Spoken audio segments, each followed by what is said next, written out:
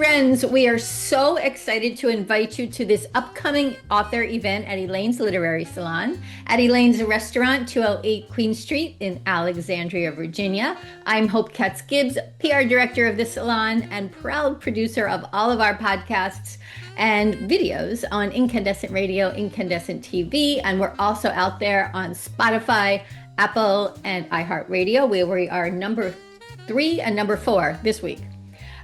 Today, our spotlight is on the amazing Monisha Longacre. She is a seasoned operations executive, entrepreneur, and author of a new book called Practical Productivity, A Guide to Surviving Life's Juggling Act. With more than 3 decades of experience scaling and optimizing technology businesses, she brings a uniquely practical approach to both organizational and personal effectiveness. She's coming to the salon on Sunday, January 11th, noon to 3. You are not going to want to miss this. Monisha, tell us about your new book. Thank you so much, Hope. It's great to be here, and I'm really looking forward to talking to everybody at Elaine's. Basically, start of a new year, we have a new opportunity to set our goals, achieve our goals, and sometimes it just feels a little too overwhelming. So I wrote this book to help everybody take a more practical, actionable approach to getting things done so they can spend most of their time doing the things they love. So the book is packed with 59 tips and tricks. Each chapter is only 2 or 3 pages long because we don't have a lot of time to spend reading a book about getting things done, and comes with a suggested try this action. And the idea is that you try different tactics, see what works best for you, employ what works and throw out what doesn't, and try something else, because there is no one size fits all solution. You really have to try to experiment and try to see what works best for you. I love that. And Jeffrey James Higgins, the host of Elaine's Literary Salon, will go deep into this. But being a reporter myself, I want to ask you this question. So is this mostly for women? Are we really struggling with kind of balancing life and work and kids and all the things?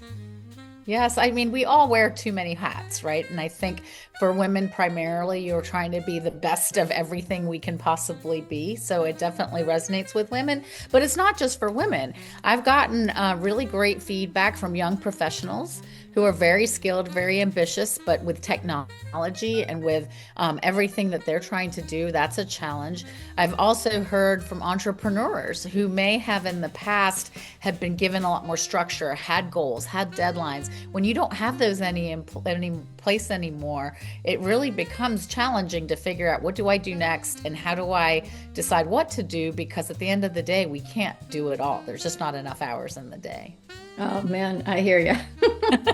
It's crazy. My to-do list, everything's color-coded. I can't wait to dive into your book. And I think really, I think about this a lot.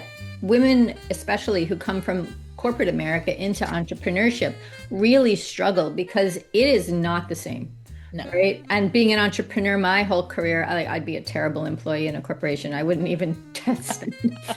But, they come in with that mindset. We need a team, we need agendas, and it's very different in entrepreneur land, right? That's absolutely right. So for some, it's a big switch, right? And it's a challenge to adjust.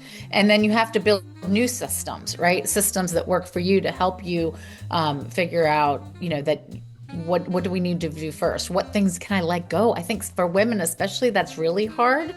Saying, you know what, I'm going to deliberately let these things go because there's some more important things I want to do. But I like to believe that, instead of letting that to chance, if we're more deliberate about prioritizing and choosing what things we're going to let go, we're going to have better outcomes than, just kind of trying to randomly keep up with it all. I love that. And sanity, right? Sanity is just as important as the rest of it. I always say add a couple personal items to your to-do list, because taking care of yourself is just as important as doing some of those other things. Because if you don't care to take care of yourself, you can't take care of all the other things. Yeah. And really self-care, right? So that's what 2026 feels like to me, and hopefully to everyone. Self-care, productivity is essential, but it also has to be included, right? Yeah. And that's what I'm hoping. And I think there's a lot of interest at the start of the year. No matter what you set out to do, no matter what your goal is, putting systems in place to help you. Like, are the goals attainable? Are they systematic? Are they simple? How are you holding yourself accountable? How are you rewarding yourself when you actually do something, and letting it go if it doesn't go according to plan, and resetting or restarting, or saying, you know what, this isn't for me. I'm not going to do it. And that's part of being productive. I love that. Absolutely. That is absolutely practical productivity at its best. We can't wait to hear this interview. So you are coming to Elaine's Sunday, January 11th.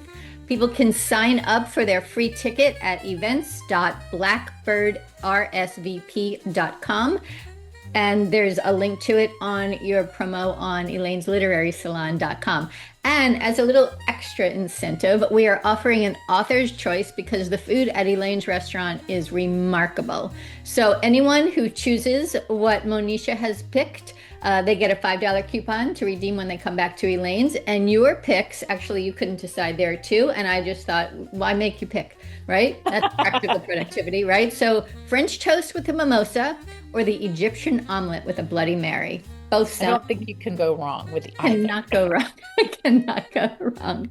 All right. Well, we'll see you all January 11th on Sunday at noon at Elaine's Literary Salon, 208 Queen Street here in Alexandria, Virginia. Monisha, I am so excited for your talk. Well, I'm looking forward to seeing you. All right. We'll see you all on January 11th. Happy New Year.